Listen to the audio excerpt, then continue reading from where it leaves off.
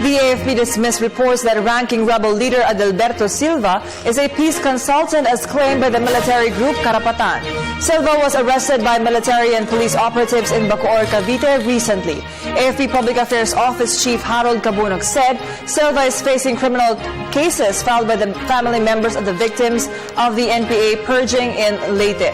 Cabunog said the militants could not prove that Silva is listed in the on the safety and immunity guarantees, which was signed by the government of the Philippines and the National Democratic Front peace panels in 1995.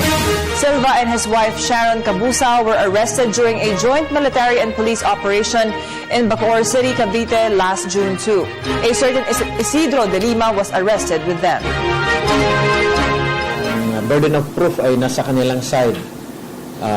Wala naman sigurong peace consultant na nagsasagawa ng armed violence countryside at isa rin sa naakusahan sa isang heinous crime ang pagpatay sa humigit kumulang sa 400 na mga kasama nila sa NPA purging noong 1988 dyan sa Inapacan, Leyte.